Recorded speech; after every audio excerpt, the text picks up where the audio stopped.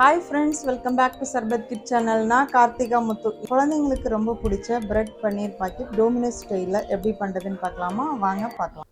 First 200 gram அளவுக்கு பன்னீர் எடுத்துக்கோங்க. அதை வந்து சின்ன சின்ன பீசஸாக கட் பண்ணி எடுத்து வச்சுருக்கேங்க. இப்போ பார்த்தீங்கன்னா ஒரு மிக்சிங் பவுல் எடுத்துக்கோங்க. அதில் நம்ம கட் பண்ணி வச்சுருந்த பன்னீர் பீசஸை போட்டுக்கலாம். நெக்ஸ்ட் இது கூடவே சின்னதாக நறுக்கின வெங்காயம், சின்னதாக நறுக்குன தக்காளி, இது கூட நீங்கள் தேவைப்பட்ட வெஜிடபிள்ஸை கூட ஆட் பண்ணிக்கலாம். இப்போ இது கூடவே காரத்துக்கு கொஞ்சமாக சில்லி பவுடர், இது கூடவே ஓரிங்கானா போட்டுக்கலாங்க. இப்போது இந்த மசாலாவுக்கு இன்னும் டேஸ்ட் கொடுக்கறதுக்காக மயோனஸ் சேர்த்துக்கலாம், டொமேட்டோ கெச்சப்பு, தேவைப்பட்ட கொஞ்சமாக சில்லி ஃப்ளேக்ஸ் கூட சேர்த்துக்கலாம். இப்போ இதுக்கு தேவையான அளவுக்கு சால்ட்டு சேர்த்துட்டு கொஞ்சமாக வந்து நான் திருவின சீஸ் சேர்த்துருக்கேங்க. ஃபைனலாக கொத்தமல்லி இலையை இப்போ நம்ம போட்டிருக்க எல்லா மசாலா எல்லாத்தையுமே இந்த பன்னீரோட நல்லா மிக்ஸ் பண்ணி விட்ருங்க. இப்போ பார்த்துட்டிங்க அப்படின்னா நல்லா மிக்ஸ் ஆகிடுச்சு. இப்போ இது ஒரு சைடு இருக்கட்டும். நெக்ஸ்ட்டு நான் வந்து சாண்ட்விச் பிரெட் எடுத்துருக்கேங்க. இப்போ இதை வந்து ஓரங்கள்லாம் நல்லா கட் பண்ணிவிட்டு நம்ம ஒரு ஷேப்புக்கு எடுத்து வச்சுக்கலாங்க. இப்போ நான் ஓரத்தெல்லாம் கட் பண்ணி வச்சுருக்கேன். இதை வந்து நல்லா படிகிற மாதிரி இந்த மாதிரி சப்பாத்தி கட்டையில் இந்த மாதிரி உருட்டி நல்லா படிமானமாக நம்ம தேய்ச்சி வச்சுக்கலாம். நம்ம வந்து ஏர் ஃப்ரையரில் தான் பண்ண போகிறோம். ஸோ அதனால் கொஞ்சம் திக்காக இருக்கிற இந்த ப்ரெட்டை வந்து எடுத்துக்கலாம். இப்போ இந்த ப்ரெட் ஸ்லைசஸ் மேலே பட்டர் கொஞ்சமாக அப்ளை பண்ணிக்கலாங்க. நெக்ஸ்ட்டு நம்ம ரெடி பண்ணி வச்சுருந்த பன்னீர் பீசஸ்ஸு அந்த மசாலாலாம் இருக்குல்ல, அதை வந்து இந்த மாதிரி ஒரே சைடாக அந்த மாதிரி வச்சுக்கலாம்.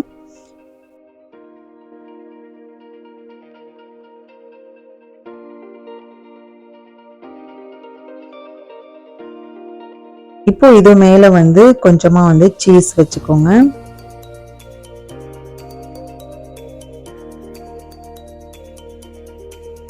நெக்ஸ்ட்டு கொஞ்சமாக வந்து மல்லியை போட்டுட்டு இந்த 2 கார்னரையும் இதே போல் நான் வந்து மடித்து வச்சுக்கலாம். இதை வந்து அந்த பிரியாமல் இருக்கிறதுக்காக நான் வந்து டூத் ஸ்டிக்கை வச்சுருக்கேங்க. இதே போல் இன்னொரு பிரெட்டையும் நான் இந்த மாதிரி மடித்து காமிக்கிறேன். இது பார்க்குறதுக்கு ரொம்பவே அழகாக இருக்குங்க.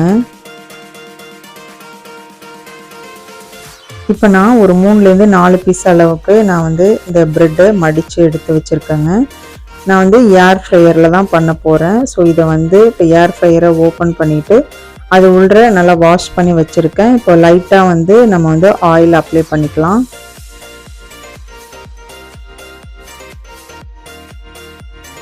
இப்போ அந்த ட்ரேல வந்து நம்ம ரெடி பண்ணி வச்சிருந்த பிரெட் பாக்கெட்ஸை இதில் வச்சிடலாங்க.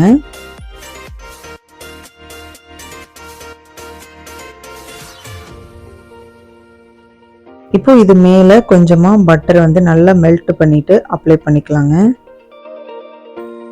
ஃபைனலாக கொஞ்சமாக வந்து ஓரிங்கானா அது மேலே இந்த மாதிரி நீங்கள் அப்ளை பண்ணிவிட்டு க்ளோஸ் பண்ணி வச்சிடலாங்க. இப்போ நார்மலாக நான் சொன்ன மாதிரி ப்ரீஹீட் பண்ண தேவையே கிடையாது. நார்மலாக நான் 180 டிகிரி செல்சியஸில் 10 மினிட்ஸ் நான் வச்சுருக்கேன். ஸோ அதுவே இந்த ப்ரெட்டு ரோஸ்ட் ஆகிறதுக்கு கரெக்டாக இருக்கும்.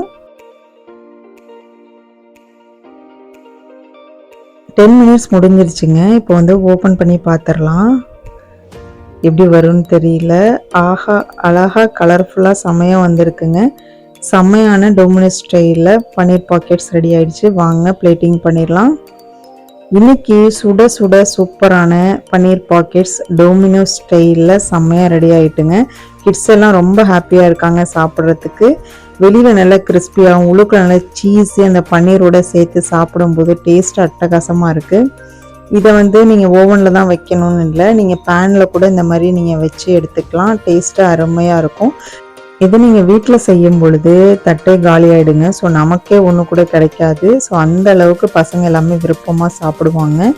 டேஸ்ட்டு ரொம்ப சூப்பராக இருக்கும். வெளியில் நல்லா கிறிஸ்பியாகவும் உள்ளுக்குள்ளே நல்லா அந்த பன்னீர் சீஸோடு சாப்பிடும்போது அருமையாக இருக்கும்.